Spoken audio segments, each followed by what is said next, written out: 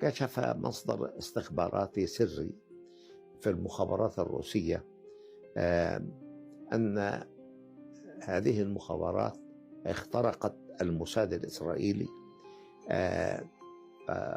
وجدت أن لديه مخطط كبير وخطير بالتعاون مع المخابرات الأمريكية والبريطانية، وأن هذا المخطط الشيطاني يستهدف العرب والمسلمين ويهدف للقضاء على دين الإسلام بالكامل وطمس الهوية الإسلامية والعربية طمسا كاملا.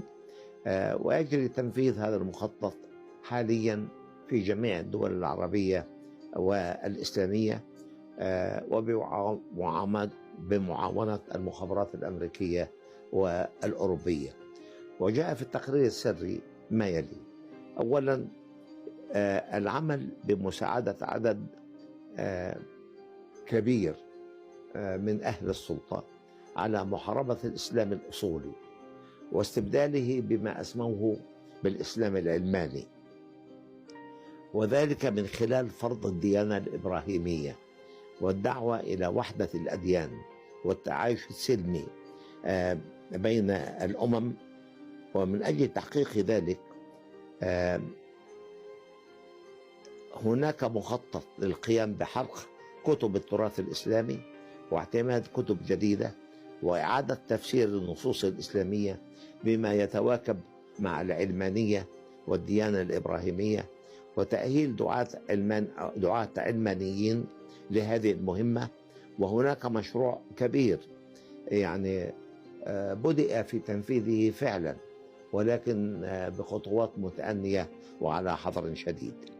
ثانيا، يدعي هذا التقرير أن الصهاينة بمعاونة القوى الغربية أمريكا وبريطانيا وفرنسا وألمانيا وإيطاليا ستقوم بإلغاء المواد الإسلامية من مناهج التدريس في مختلف مراحل التعليم في البلاد العربية والإسلامية، ويشمل ذلك القرآن الكريم، اللغة العربية، إغلاق جميع المعاهد والجامعات الإسلامية، منع الأذان بمكبرات الصوت. ويقول: سنعمل على تقليل المساجد إما بالهدم أو الإغلاق، ومنع إقامة الحلقات والدروس والمحاضرات الدينية في أي مكان، وسنفرض عليها خطباء علمانيين ونعد لهم الخطب التي نريدها، كما سنفرض اعتماد تدريس اللغتين الإنجليزية والعبرية باعتبارهما لغة العالم اليوم، كما فعلنا في المغرب العربي. ثالثا، يقول هذا التقرير: سنقوم بمطاردة المشايخ والدعاة الإسلاميين في كل أنحاء العالم، وذلك إما باغتيالهم أو تصفيتهم أو سجنهم واعتقالهم ووضعهم تحت الإقامة الجبرية ومنعهم من الكلام وإجبارهم على تأييد سياسات الحكام، ومن يعارض ذلك سوف تتم ملاحقته ومطاردته باسم محاربة الإرهاب والعنف والتطرف. رابعا، يقول التقرير: سبق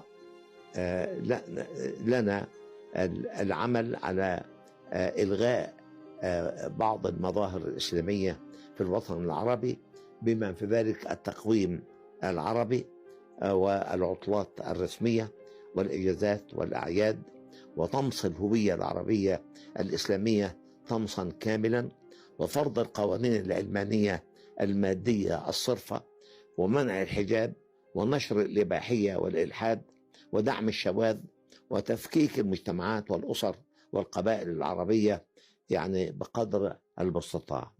خامسا، يقول التقرير الشيطاني هذا: سنقوم بهدم عشرات الآلاف من المساجد في الوطن العربي بحجة التحديث والتطوير ومحاربة العشوائية وبناء مدن سكنية متطورة. سنقوم ببناء 100,000 كنيسة ومعبد في الدول العربية والإسلامية، بداية بالمطارات والشركات الكبرى والجامعات والأماكن العامة. سادسا، سنقوم بإلغاء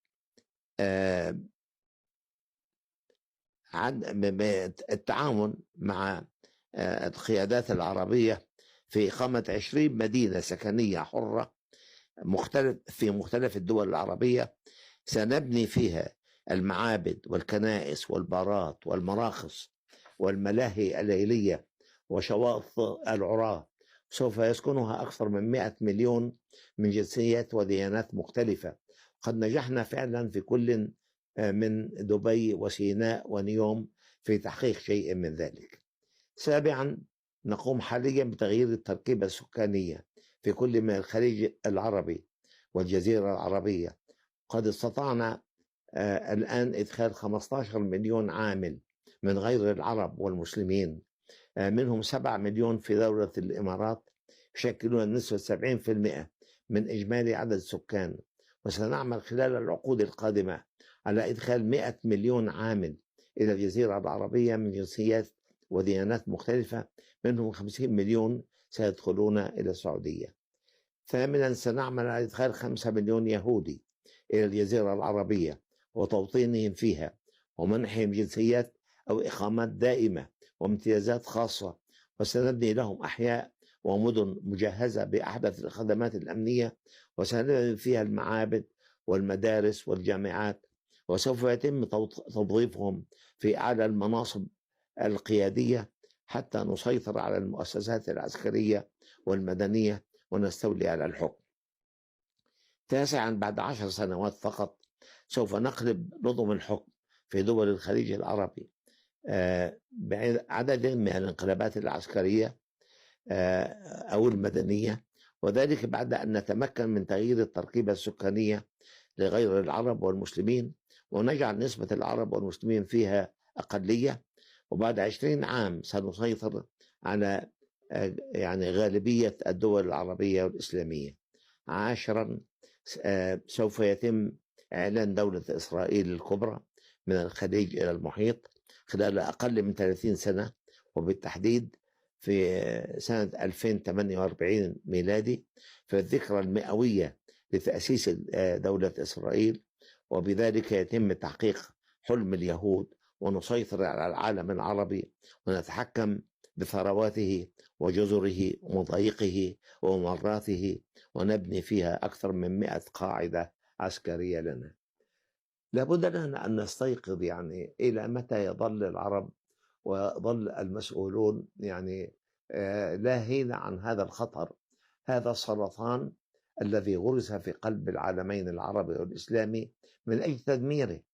وللأسف الشديد بيد بعض الدول العربية يعني التي لا حدود لها مع هذا الكيان ولا مصالح مشتركة بينها وبينه، يقيمون علاقات دبلوماسية ولا يشعرون بهذا الخطر الداهم الذي يتهدد المنطقة العربية والإسلامية بأكملها من جانب هذا الكيان الشيطاني الذي لا يعلم إلا رب العالمين مدى خطورة وجوده على الأرض. وإلى لقاء قادم إن شاء الله، نستودعكم الله الذي لا تضيع ودائعه، داعيا لكم بكل خير، والسلام عليكم ورحمة الله تعالى وبركاته.